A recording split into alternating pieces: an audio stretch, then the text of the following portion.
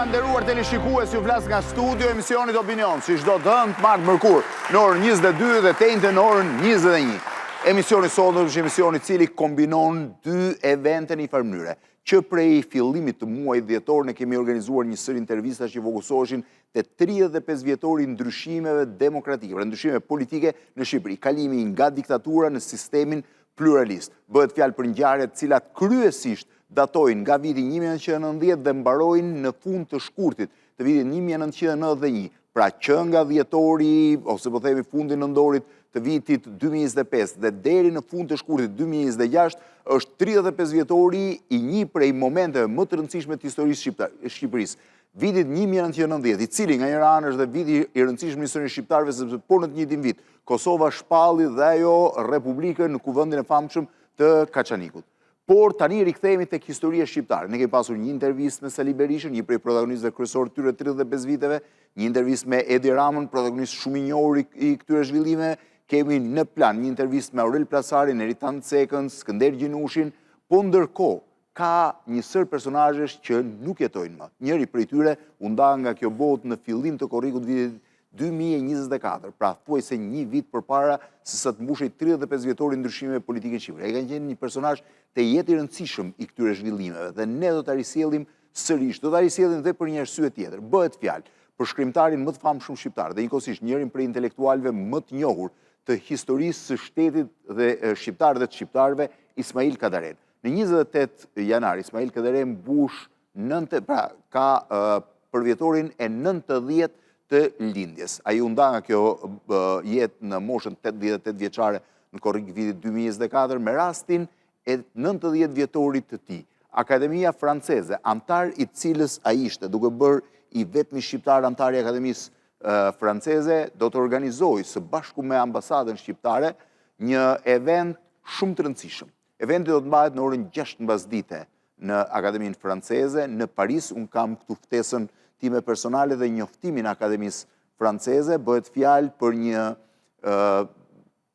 një event i cili do zhvillohet të 29 janar 2026 në orën 18 në Institutin e Francës, në sallën e madhe të seancave, ku organizatorët janë Xavier Darcos, kancelari i Institutit të Francës, Bernard Stirn, sekretar i Akademisë Shkencave dhe Politike, Amin Malouf, një nga shkrimtarët më të mëdhej të botës sot, sekretar i Akademisë Franceze, ambasadori Dritan Tolle, ambasadori i Shqipërisë në Francë, i cili është dhe ai një nga bashkëorganizatorët duke hyrë në nivelet më të larta që kultura franceze mund të organizojë sot, pra në një soare, në një darkë për në homazh të Kadares. Ndër personat e ftuar janë personalitetet të niveleve më të larta të kulturës franceze. Kostas Gavras, një prej kinazëve të njohur dhe miki Ismail Kadares, Angelin Prejlocaj, cilën kemi pasur dhe në studio, Jacques Attali, shkrimtar dhe njëri prej drejtuesve më të rëndësishëm të ekonomisë franceze, dhe njëkohësisht Tedi Papavrami, violinist në prani të familjes së Kadares. Eventi do të zhvillohet në orën 6, një ditë pas përvjetorit të 90, pra përvjetorit të ditëlindjes së tij. Ne, vitin e kaluar, kemi transmetuar një intervistë Kadares ku ai rrëfen të gjithë jetën. Sot, me rastin e 35 vjetorit, dhe njëkohësisht, me rastin e jemi një ditë para të 90 vjetorit të lindjes Ismail Kadares, ne do të fokusohemi te një prej dy intervista më interesante që ai më ka dhënë. Intervistën e zhvilluar në gusht të vitit 2010 në shtëpinë e tij të pushimit në zonën e Golemit. Është kjo intervistë që po shihni këtu. Intervista fokusohet në 2-3 momente ekskluzive. Ajo fokusohet tek viti 1990, nga 35 vjetorit cilit jemi aktualisht tani, në momentin kur ai pati përplasjet e para me Ramiz Alin, sekretarin e parë të Partisë Punës Shqipërisë dhe njeriu më të fuqishëm të regjimit, pasardhësin Enver Hoxhës. Ka 2-3 pyetje për Enver Hoxhën, por nuk e prek pjesën e saj. Ai tregon momentet kur mori vendimin për të kërkuar strehim politik në Francë, strehim politik që e bëri publik në 25 tetor të vitit 1990 nga Franca.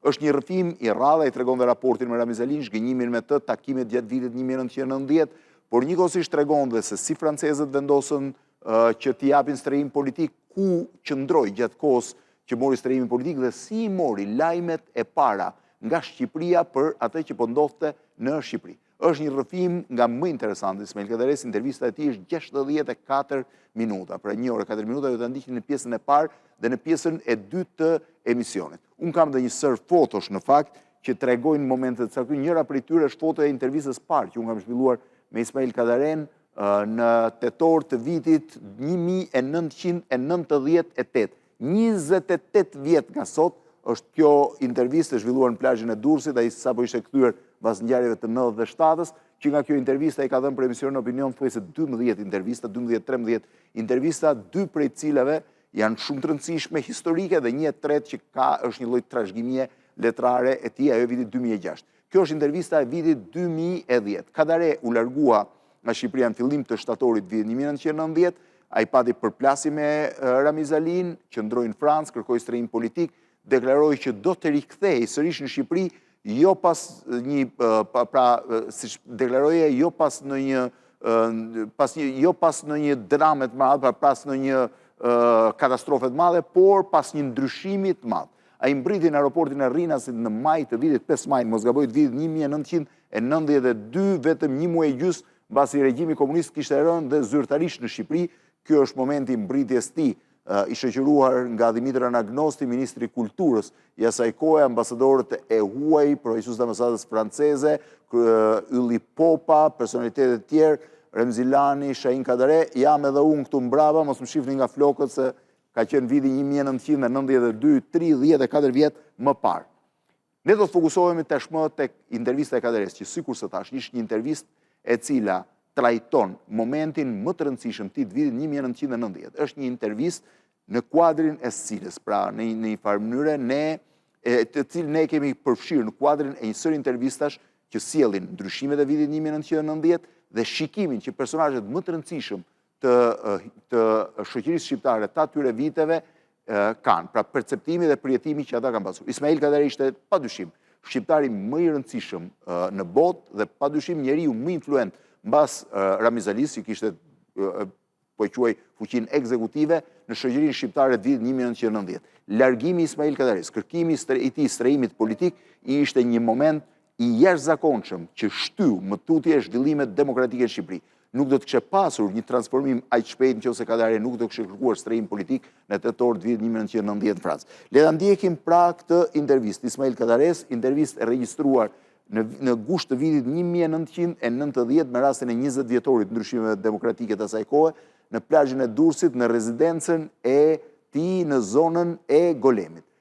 Në pjesën e parë dhe në pjesën e dytë do të jetë intervista. Menjëherë pas intervistës do të futemi për të sqaruar edhe letrën ose deklaratën që Kadare bëri me rastin e kërkimit të azilit politik.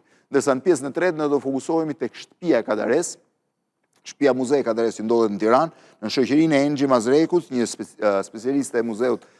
Shtëpia e tij është aty ku ai ka banuar në rrugën e Dibrës, në katin e tretë, është kthyer sot një shtëpi muzej, është shtëpia e parë muze e kthyer në atë zonë dhe është një prej po quaj vendeve më të vizituara ose të vizituara të kryeqytetit, sidomos nga tuajt. Ismail Kadare është krijimtari më i përkthyer shqiptar në nuk e di sa gjuhë të botës dhe në sa mija botime kudo në botë. Por gjithsesi le të ndjekim momentin e parë, intervistën e Kadares. Si e kujton ai vitin 1990, raportet me Ramiz Alin dhe pse vendosi të largohej në Francë. Le ta ndjekim.